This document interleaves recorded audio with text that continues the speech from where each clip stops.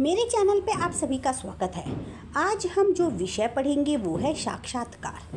आज हम इसके अर्थ, परिभाषा, इसकी विशेषताएं और इसके प्रकार के बारे में पढ़ेंगे।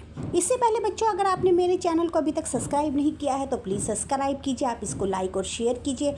आप मुझे टेलीग्राम, इंस्टाग्राम और व्हाट्सएप पर भी फॉलो कर सकते हैं। तो चलिए शुरू करते हैं। साक्षात्कार का क्या अर्थ होता है?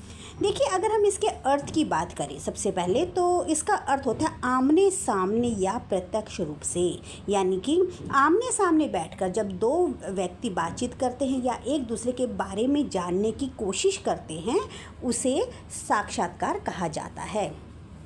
इसका जो हिंदी शब्द है उसे कहते हैं भेंटकर्ता और अंग्रेजी में इसे कहा जाता है इंटरव्यू। देखिए, जो ये अंग्रेजी का शब्द है इंटरव्यू, ये दो शब्दों से मिलकर बना है, इंटर और व्यू। इंटर का अर्थ क्या होता है? आंतरिक, और व्यू का अर्थ होता है अवलोकन करना। इस प्रकार से साक्षात्कार का शाब्दिक अर्थ क्या हुआ? किसी भी व्यक्ति का आंतरिक अवलोकन करना।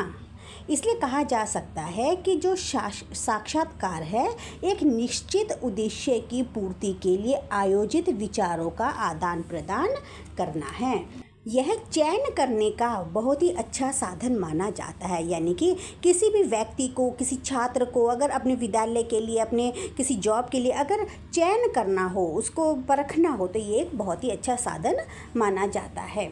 साक्षात्कार की जो तकनीक से साक्षात्कार लेने वाला और आवेदक आमने सामने बैठकर मौखिक विचार विमर्श करते हैं।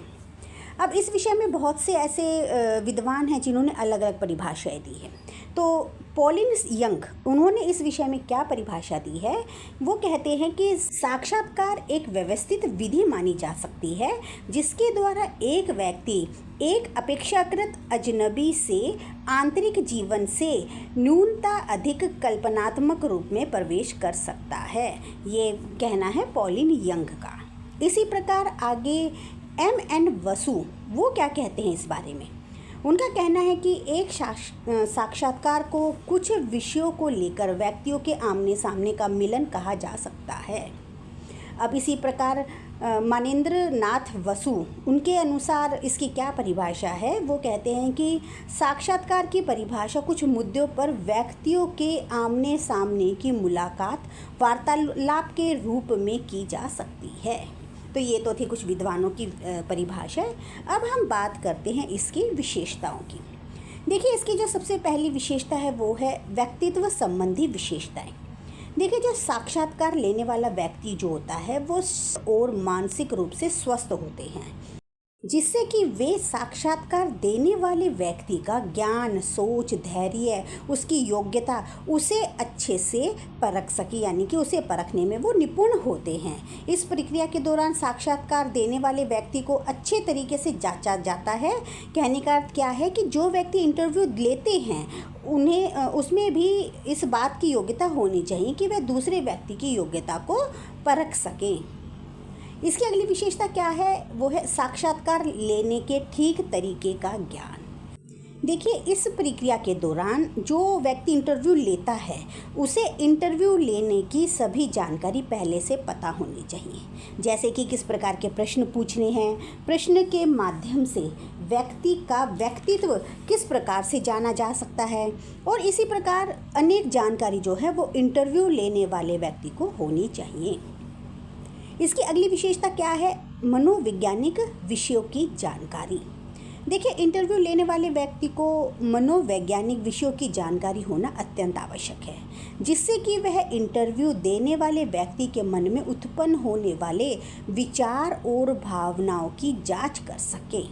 इसीलिए इंटरव्यू लेने वाले व्यक्ति को मनोवैज्ञानिक विषय की जानकारी होना आवश्यक है, जिससे कि वो सामने वाले बंदे का, जो सामने वाला जो इंटरव्यू देने आया है, उस व्यक्ति की को परख सके, उसकी भावना को वो परख सके।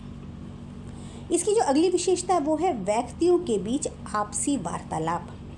देखिए, जो इंटरव्यू की प्रक्रिया होती है वह दो या दो से अधिक व्यक्तियों के बीच की आपस की वार्तालाप की प्रक्रिया होती है। इस प्रक्रिया में क्या होता है कि आमने सामने दो या दो से अधिक व्यक्ति बैठे होते हैं और इंटरव्यू लेने वाले इंटरव्यू देने वाले व्यक्ति से प्रश्न पूछते हैं। अगले जो इसकी विशेषता है वो है विशेष उद्देश्य। देखिए, साक्षात्कार में जो है इस वार्तालाप का एक विशेष उद्देश्य होता है। जैसे कि कोई व्यक्ति नौकरी के लिए इंटरव्यू देता है तो उसका उद्देश्य क्या है? नौकरी प्राप्त करना। तो उससे उसी नौकरी से संबंधित प्रश्न पूछे जाएं। इसी प्रकार अगर कोई बच्चा विद्यालय में दाखिला लेने के लिए आता है तो इंटरव्यू के दौरान उससे उसी प्रकार के प्रश्न पूछे जाए। कहने का अर्थ क्या है कि प्रत्येक इंटरव्यू का कोई ना कोई उद्देश्य होता है। यानी कि अगर कोई नौकरी के लिए लेने आया है तो उसको नौकरी के प्रश्न पूछे जाएंगे, अगर कोई बच्चा है तो बच्चे के लेवल के उससे प्रश्न पूछे जाएंगे। तो कोई ना कोई उनका उद्देश्य होता है।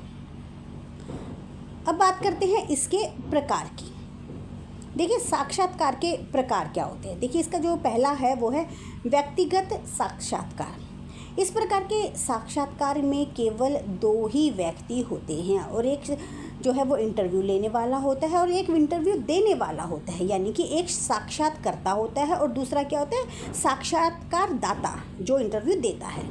इसमें साक्षात्कारकर्ता जो होता है यानी कि इंटरव्यू जो लेने वाला होता है वो प्रश्न पूछता है और साक्षात्कारदाता जो है वो प्रश्नों का उत्तर देता है। लेकिन इस प्रकार की साक्षात्कार में जो एक बहुत बड़ी कमी भी होती है वो क्या होती है कि इसमें पक्षपात होने की संभावना बहुत अधिक होती है, क्योंकि इसमें पारदर्शिता की बहुत ही कमी होती है। अगला जो इसका प्रकार होता है साक्षात्कार का वो है सामूहिक साक्षात्कार। देखिए, यह व्यक्तिगत साक्षात्कार का ही एक व्यापक रूप होता है। इसके अंदर क्या होता है कि इसमें एक ही समय में बहुत सारे व्यक्तियों का साक्षात्कार किया जा सकता है। इस प्रक्रिया में समय और पैसे दोनों की बचत होती है, क्योंकि एक समय में एक से ज़्यादा व्यक्तियों का इंटरव्यू ले लिया जाता है। तो इसमें क्या होता है? पैसे और समय की बचत होती है। सबसे खास बात तो ये होती है कि इस प्रक्रिया में पक्षपात, भेदभाव या घूस लेने देने की जो संभावना होती है वो बहुत ही ना के बराबर होती है। इसलिए ये जो व्यक्तिगत साक्षात्कार के मुकाबले ज़्यादा पारदर्शी होता है। अगला जो इसका प्रकार है वो है औपचारिक साक्षात्कार। देखिए, इस साक्षात्कार का जो दूसरा नाम है वो है संरचित साक्षात्कार। यानी कि इस साक्षात्कार में सब कुछ पहले से ही निर्धारित होता है। जैसे कि कितने प्रश्न पूछे जाने हैं, प्रश्नों की प्रकृति क्या होनी चाहिए, समय सीमा क्या होनी चाहिए। इस प्रकार के सभी प्रश्न इस प्रक्रिया में पहले से ही निर्धारित होते हैं। यानी कि ये एक इसका एजेंडा बना लिया जाता है, एक निर्धारित प्रश्नों का एक एजेंडा बना लिया जाता है, जो कि वही प्रश्न पूछे जाएंगे, इससे बाहर कुछ नहीं होता। इसीलिए औपचारिक साक्षात्कार कहलाता है। अगले जो इसका प्रकार है वो है अनौपचारिक साक्षात्कार। देखिए, ये जो इस साक्षात्कार में कोई भी निर्देश पहले से निर्धारित नहीं होता। इसमें साक्षात्कारता जो होता है वो पूर्ण रूप से स्वतंत्र होते हैं और इस विधि में किसी भी प्रकार के प्रश्न पूछे जा सकते हैं।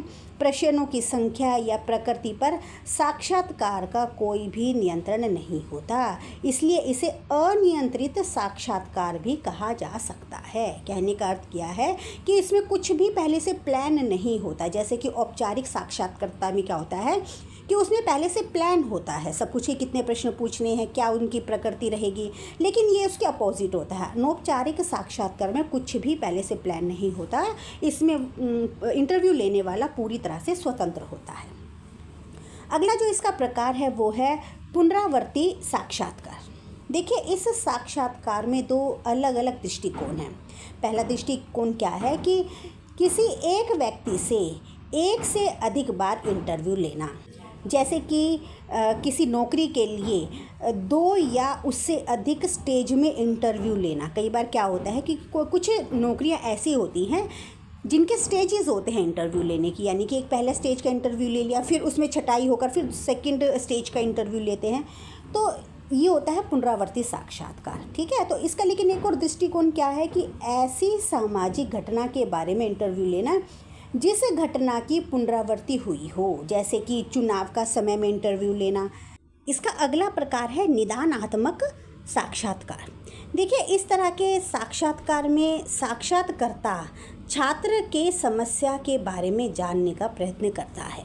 इस तरह के जो साक्षात्कार होते हैं उसमें क्या होता है कि टीचर और छात्र के सभी समस्याओं को लिख लेता है, जिससे कि इन समस्याओं को वो निवारण कर सके, निवारण में जिससे कि उसको सुविधा भी हो सके। कहने का अर्थ क्या होता है कि इस प्रकार का जो साक्षात्कार होता है वो ज़्यादातर विद्यालयों में अप्लाई होता है, जिससे कि अगर छात्र को कोई परेशानी है तो अध्यापक जो है वो छात्र से उसके विषय में पूछता है और उसे निवारण करने का प्रयत्न करता है। इसका अगला जो प्रकार है वो है उपचारात्मक साक्षात्कार। देखिए, इस विधि में निदानात्मक साक्षात्कार के दौरान जो छात्रों की समस्याएं जानी जाती हैं उनका हल करने का प्रयत्न किया जाता है। इस समस्या का हल जो होता है वो वार्तालाप के माध्यम से किया जाता है। क्या होता है कि निदानात्मक में तो पहले छात्रों की समस्याओं को जान लिया जाता है, लेकिन उनकी जो समस्याओं को निवारण करने के लिए जो बातचीत की जाती है उसे उपचारात्मक साक्षरता कहा जाता है। अगला जो इसका प्रकार है वो है कृत्रिम साक्षात्कार। देखिए, इसे इंग्लिश में मॉक इंटरव्यू कहते हैं, ठीक है ना। तो यह एक जो होता है प्रैक्टिकल इंटरव्यू होता है। मुख्य इंटरव्यू से पहले कृत्रिम इंटरव्यू में भाग लेना चाहिए। इससे क्या होता है कि जो मुख्य इंटरव्यू होता है उसका डर ख़त्म हो जाता है। जैसे कि अगर आप विद्यालयों में अगर देखा जाए तो इस तरह के इंटरव्यू ज़्यादातर विद्यालयों में लिए जाते हैं, जब बच्चों के लिए उनकी परीक्षाओं में बैठने के लिए कुछ मॉक इंटरव्यूज़ होते हैं, मॉक टेस्ट होते हैं, तो उसके लिए पहले विद्यालयों में उसे तैयार करवाया जाता है इन्हीं तरह के इंटरव्यू लेकर, तो उसे कहते हैं कृत्रिम साक्षात्कार। अगला जो इसका प्रकार है वो है अप्रत्यक्ष साक्षात्कार। देखिए, इस विधि में आमने सामने ना बैठकर अप्रत्यक्ष रूप से टेलीफोन या किसी भी माध्यम से तथ्यों के बारे में वार्तालाप करके सूचना प्राप्त करना अप्रत्यक्ष साक्षात्कार कहलाता है। कहने का अर्थ क्या होता है कि ऐसा इंटरव्यू जिसमें आमने सामने बैठते हैं, लेकिन इसमें अपोजिट होता है। इसमें इंटरव्यू में आमने सामने नहीं बैठा जाता, इसमें जो वार्तालाप की जाती है वो क्या है, या तो टेलीफोन के माध्यम से या किसी भी माध्यम से इसमें बात की जाती है। अगला जो इसका प्रकार है वो है कारक परीक्षक साक्षात्कार। देखिए, समाज में विविध प्रकार की घटनाएं घटती रहती हैं, ठीक है ना, और इन घटनाओं के घटित होने के कुछ विषय कारक या तत्व होते ही होते हैं, क्योंकि जितनी भी समाज में जो भी घटनाएं घटेंगी उनके कोई ना कोई कारक, कोई ना कोई घटक तो अवश्य होते हैं। तो इस प्रकार के साक्षात्कार में इन्हीं कारकों की खोज की जाती है, जैसे कि घटना क्यों हुई, या घटना घटित हुई तो इसका क्या कारण थे। इन सब तथ्यों पर बातचीत के माध्यम से इन सब तथ्यों का पता लगाया जाता है, उसे कहते हैं कारक परीक्षक साक्षात्कार।